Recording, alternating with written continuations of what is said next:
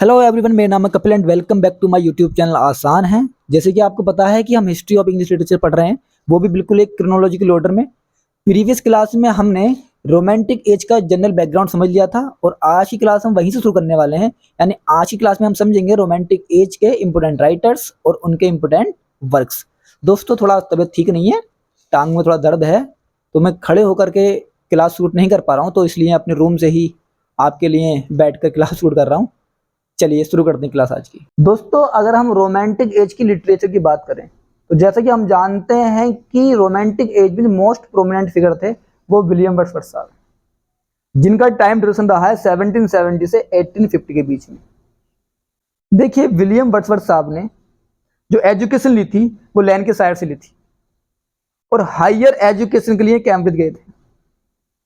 मैं यहाँ पे आपको बता दूं एक बात कि विलियम वर्ड्सवर्थ साहब एक शौक में लिखते थे, एज अ हॉबी लिखते थे, ऐसा माना जाता है, क्योंकि ये माना जाता है कि इनका एक फ्रेंड था, वो इनके लिए एक लेगेसी छोड़ गया था, जिसकी वजह से ये फाइनेंशियली इंडिपेंडेंट थे। दोस्तों, विलियम वर्ड्सवर्थ साहब पर फ्रेंच रिवॉल्यूशन का बहुत ही तगड़ा इफेक्ट पड़ा, बहुत तगड़ा वाला। और फ्रेंच रिवॉल्यूशन चली थी 1789 से 99 के बीच में। उस वक्त विलियम वर्ड्सवर्थ साहब ने 2 विजिट की थी फ्रांस की। जो फर्स्ट विजिट की थी वो 1790 में की थी और सेकंड विजिट 1791 और 92 के बीच की थी। देखिए, फर्स्ट विजिट में विलियम वर्ड्सवर्थ साहब फ्रेंच रिवॉल्यूशन से इन्फ्लुएंस तो हो गए थे, प्रभावित तो हो गए थे, बट इतना गहरा प्रभाव नहीं छोड़ पाया था फ्रेंच रिवॉल्यूशन फर्स्ट विजिट में विलियम वर्ड्सवर्थ पर। सेकंड विजिट में तो इन्होंने डायरेक्टली सपोर्ट करना शुरू कर दिया था फ्रेंच रिवॉल्यूशन को, यहां तक कि अक्टूबर 1792 में इन्होंने ग्रोंडिस्ट पार्टी को ज्वाइन भी कर लिया था। अब जब इन्होंने 1792 में ग्रोंडिस्ट पार्टी को ज्वाइन कर लिया तो दोस्तों इनके रिलेटिव्स ने प्रेशर डाला विलियम वर्ड्सवर्थ साहब पे कि भाई वापिस अपने देश आ जाओ, क्योंकि उस वक्त वहां पे क्या ना, बहुत ज्यादा खून खराब हो रहा था। और दोस्तों, विलियम वर्ड्सवर्थ साहब वापिस आ भी गए और सही वक्त पे वापिस आ गए, क्योंकि उस वक्त ब्लड सेड होने वाला था, बहुत बड़ा खून खराब होने वाला था। और दोस्तों, आप जानते हैं कि अगर इसके लपेटे में हमारे विलियम वर्ड्सवर्थ साहब आ जाते तो 19वीं सेंचुरी की जो शक्ल थी वो ऐसी नहीं होती। हम इतना अच्छे अच्छे वर्क्स नहीं पढ़ पाते 19वीं सेंचुरी में। देखिए, 1792 के बाद जो वर्ड्सवर्थ साहब थे, इन्होंने फ्रेंच रिवॉल्यूशन को सपोर्ट करना बंद कर दिया था, बिकॉज फ्रांस और इंग्लैंड के बीच में टेंशंस बढ़ने लगी थी। तो भाई इन्होंने इंग्लैंड को सपोर्ट करना शुरू कर दिया कि हम अपने देश को सपोर्ट कर रहे हैं, क्यों ना कोई अपने देश को सपोर्ट करेगा ना। तो इन्होंने फ्रांस को सपोर्ट करना बंद कर दिया था 1792 के बाद में। दोस्तों, यहाँ पे एक बात याद रखने वाली ये है कि हडसन ने विलियम वर्ड्सवर्थ के बारे में कहा है, जो आप नोट कर लेना, it revived for a moment on the fall of Robespierre only to be destroyed forever by the rise of Napoleon and events which followed। ये बात आप नोट डाउन कर लेना अपने नोट्स में। देखिए, 1796 में विलियम वर्ड्सवर्थ और कोलिंस की फ्रेंडशिप बिगिनिंग हो गई थी, शुरुआत हो गई थी। 1802 में इन्होंने शादी कर ली थी मैरी हचिंसन से और 1843 में वर्ड्सवर्थ साहब को पोएट लॉरेट बना दिया गया था रॉबर्ट साउथीज की डेथ के बाद। तो ये था थोड़ा जनरल बैकग्राउंड विलियम वर्ड्सवर्थ के बारे में। अगर हम विलियम वर्ड्सवर्थ साहब के इंपोर्टेंट वर्क की बात करें तो आप जानते हैं कि शुरुआत लिरिकल बैलेट से होगी, सबसे इंपोर्टेंट वर्क है ये। ऐसा माना जाता है कि रोमांटिक एज की शुरुआत ही लिरिकल बैलेट्स के साथ में हुई है। देखिए, ये जो वर्क था लिरिकल बैलेट्स, ये विलियम वर्ड्सवर्थ साहब ने कोलिंस के साथ में पब्लिश किया और यह माना जाता है कि विलियम वर्ड्सवर्थ साहब और कोलिंस ने लिरिकल बैलेट्स के साथ में ही रोमांटिक एज को लॉन्च किया। विलियम वर्ड्सवर्थ और कोलिंस ने मिलकर लिरिकल बैलेट्स लिखा, हम जानते हैं, जिसमें टोटल 23 पोएम्स हैं। 19 पोएम्स इसमें विलियम वर्ड्सवर्थ साहब की हैं और 4 पोएम्स हमारी कोलिंस साहब की हैं। अब यहाँ पे एक बात जानने वाली ये है कि the rime of the ancient mariner, ये कोलिंस साहब का बहुत ही इंपोर्टेंट वर्क है और ये फर्स्ट पोएम है लिरिकल बैलेट्स की, यानी फर्स्ट पोएम लिरिकल बैलेट्स की the rime of the ancient mariner, जो कोलिस साहब ने लिखी है। देखिए लिरिकल बैलेट्स के 4 एडिशन आए टोटल। कितने एडिशन आए साहब? 4 एडिशन। पहला एडिशन आया 1798 में, दूसरा आया 1800 में, और थर्ड एडिशन आया 1802 में, और फोर्थ एडिशन हमारे पास आया 1805 में। देखिए सेकंड एडिशन में विलियम वर्ड्सवर्थ साहब ने प्रीफेस ऐड किया था लिरिकल बैलेट्स का। और मैं आपको बता दूं, in preface to lyrical ballads William Wordsworth gave theory of poetry. Theory of poetry को प्रीफेस में ही दिया था विलियम वर्ड्सवर्थ साहब ने। और यहाँ थ्योरी ऑफ पोएट्री में क्या बताया गया है?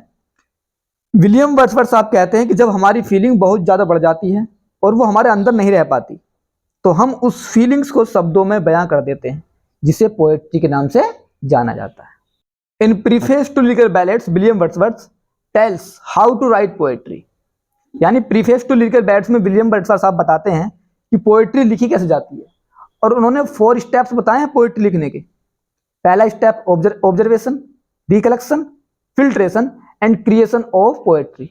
देखिए विलियम वर्ड्सवर्थ साहब कहते हैं कि पहले आप जिस टॉपिक पे पोएट्री लिखना चाहते हो, पहले आप ऑब्जर्व करोगे, उसके बाद में जो मटेरियल है उसे आप कलेक्ट करोगे, इकट्ठा करोगे मटेरियल जिसके बारे में लिखना चाहते हो। फिर आप फिल्ट्रेशन करोगे, जो काम की चीजें हैं वो अपने पास रखोगे, फालतू चीजें निकाल लोगे, फिल्टर करोगे चीजों को, और फाइनली क्रिएशन ऑफ पोएट्री, आपकी पोएट्री बनकर तैयार हो जाएगी। ये 4 स्टेप बताए हैं प्रीफेस टू लिरिकल बैलेट्स में विलियम वर्ड्सवर्थ साहब ने। अब कुछ और इंपॉर्टेंट वर्क की बात कर लेते हैं विलियम वर्ड्सवर्थ साहब के, जिसमें आता है lines composed a few miles above Tintern एबे, जिसे आप टिंटन एबे के नाम से जानते हैं इन शॉर्ट। नेक्स्ट है ल्यूसी ग्रे, जो कलेक्शन थी 5 पोएम्स की, पोएम्स इन 2 वॉल्यूम्स, जो 1802 में आया। The world is too much with us, एक सोनेट है। I wandered lonely as a cloud, जिसे हम डैफोडिल्स के नाम से जानते हैं, और ये 1807 में आया। नेक्स्ट है ode intimation of immortality, London, the excursion, जो 1814 में आया, और ये 9 बुक्स में लिखा गया था। नेक्स्ट द प्रिल्यूड 1850 में 14 बुक्स में आया, और ये ऑटोबायोग्राफिकल फॉर्म में था दोस्तों। नेक्स्ट है द बॉर्डर्स 1842 में आया, ये ओनली प्ले है विलियम वर्ड्सवर्थ साहब का, वर्स ट्रेजेडी है। एंड नेक्स्ट में लिया है द रिक्लूज। तो दोस्तों ये था विलियम वर्ड्सवर्थ के बारे में कुछ जनरल बैकग्राउंड और उनके कुछ इंपॉर्टेंट वर्क्स के नाम। देखिए विलियम वर्ड्सवर्थ साहब को एक ही वीडियो में करना कतई पॉसिबल नहीं है, बिल्कुल इम्पॉसिबल है।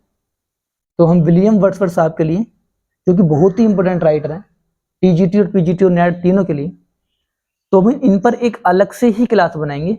एक नहीं, कई सारी क्लासेस बनेंगी, बाकायदा हम विलियम वर्ड्सवर्थ को एक सीरीज के थ्रू करेंगे, ठीक है। अभी फिलहाल हम नेक्स्ट राइटर्स की तरफ बढ़ते हैं इस एज के, जो है सैमुअल टेलर कोलरिज, जिनका टाइम ड्यूरेशन रहा है 1772 से 1834 के बीच में। देखिए जो एफ.टी. कोलरिज थे, ये रोमांटिक एज के दूसरे सबसे बड़े राइटर हैं। यानी विलियम वर्ड्सवर्थ के बाद अगर कोई सबसे ज्यादा मोस्ट इंपोर्टेंट राइटर है रोमांटिक एज के, तो वो एफ.टी. कोलरिज साहब ही।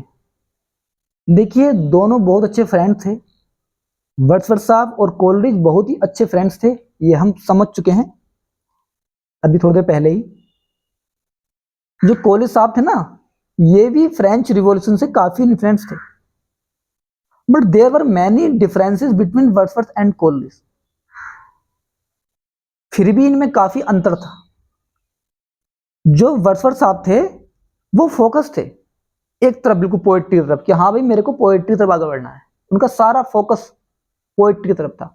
बट जो हमारे एफ.टी. कोलरिज साहब थे, ये एमलेस थे, इनका कहीं फोकस नहीं था, ये भटकते रहते थे इधर उधर। यहां मैं आपको कुछ बातें बता दूं कोलरिज साहब के बारे में कि इनका फोकस किसी एक जगह पर था ही नहीं। कोलरिज ने अपनी लाइफ में बहुत सारे प्लान्स बना रखे थे, एक पूरी लिस्ट बना रखी थी कि कौन सा काम कब करना है, कैसे करना है, लेकिन क्योंकि एक जगह पर फोकस नहीं थे तो इनके ज्यादातर प्लान्स फेल हो जाते थे, ये अपने प्लान्स पे काम ही नहीं कर पाते थे। कोलरिज साहब को नशे की लत पड़ गई थी, नशे करने लगे थे बहुत तकड़े वाले, अफीम यूज करते थे ये, अफीम लेने से माइंड में डोपामिन नाम का एक केमिकल रिलीज होता है, जिससे माइंड की क्रिएटिविटी खत्म हो जाती है और माइंड डिसबैलेंस हो जाता है। और यहाँ आपको बता दूं, इंसान हमेशा नशे में रहना चाहता है। जो इंसान अफीम लेते हैं ना ज्यादा ही, तो उनको नशे की ऐसी लत पड़ती है कि वो हमेशा नशे में ही रहना चाहता है, माइंड एक्टिव नहीं रहता है। और हम जानते हैं कि लिटरेचर में अगर आपको कैरियर बनाना है तो आपके माइंड का एक्टिव रहना कितना जरूरी है। देखिए, हमें हर चीज नोटिस करनी होती है, हर चीज पे अपने विचार चाहिए, हर चीज के बारे में सोचना है, समझना है, फिर वो पेन के थ्रू पेपर पे उतारने हैं वो चीजें।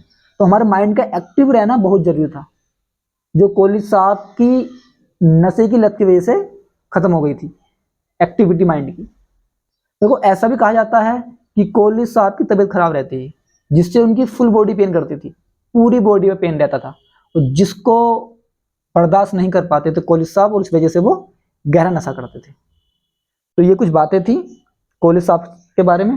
यहाँ हडसन कहते हैं कॉलेज के बारे में, the divinely gifted Coleridge shambled through life, dreaming great dreams and projecting great books, but the dream were never released and the books were never return.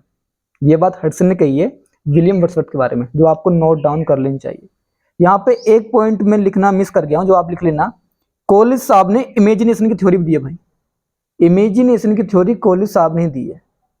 अब हम बात कर लेते हैं कॉलेज साहब की कुछ मेजर वर्क्स के बारे में, जिसमें पहला आता है लिरिकल बैलेट्स, जो 1798 में आया था, ये हम पहले ही बात कर चुके हैं वर्ड्सवर्थ साहब में। दूसरा कुबला खान अ विजन, जो 1816 में आया।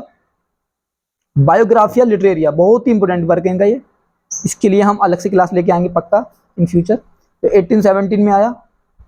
नेक्स्ट है कन्वर्सेशन पोएम्स, टोटल 8 पोएम्स है इसमें। और नेक्स्ट है डिजेक्शन ऑन ओड, यहाँ पे जे है, ये DEJECTION, डिजेक्शन ऑन ओड। तो ये थे हमारे एस.टी. कॉलेज साहब।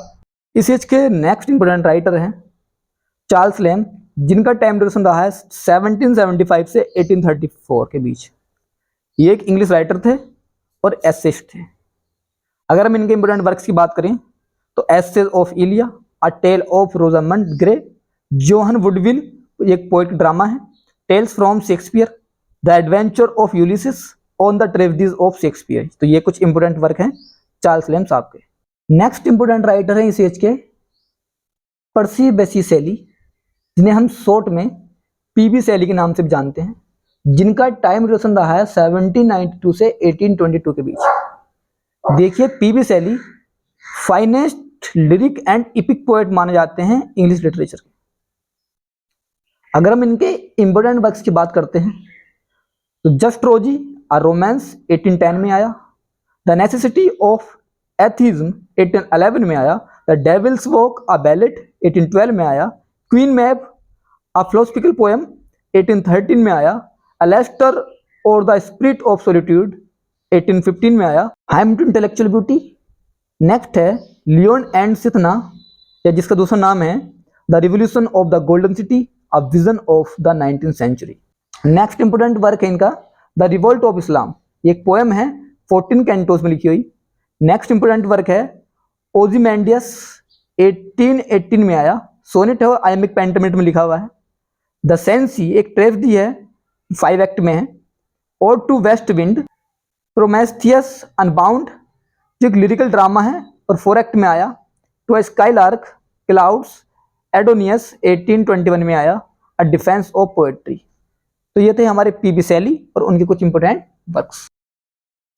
नेक्स्ट इंपोर्टेंट राइटर हमारे पास इस एज के विलियम ब्लेक, जिनका टाइम ड्यूरेशन रहा है 1757 से 1827 के बीच। देखिए, एक प्रिंटर थे, पेंटर थे, प्रिंट मेकर थे, और ये जाने जाते हैं अपने विजुअल आर्ट्स के लिए। अगर आपने विलियम ब्लेक साहब के वर्क्स पढ़े होंगे तो आपने विजुअल आर्ट्स काफ़ी देखे होंगे। अगर आपने ये songs of innocence, songs of experience, ये सब पढ़े हैं तो विजुअल आर्ट्स देखने को मिलती है, वो खुद विलियम ब्लेक की खुद की है। देखिए, अगर हम इनके इंपोर्टेंट वर्क्स की बात करते हैं विलियम ब्लेक साहब के, तो songs of innocence, songs of experience, the book of Ahania, the marriage of heaven and hell, Jerusalem, जो एक प्रोफेटिक बुक है, मिल्टन, ये भी प्रोफेटिक बुक है, the chimney sweeper. Romantic age के नेक्स्ट इंपोर्टेंट राइटर हैं जोहन क्रिप्स, जिनका time duration रहा है 1795 से 1821 तक। ये फेमस है अपने ओड्स के लिए, और इनके ओड्स हैं ode to melancholy, ode to nightingale, ode to Psyche, ode on a Grecian urn, ode to autumn, ode to इंडोलसेंस।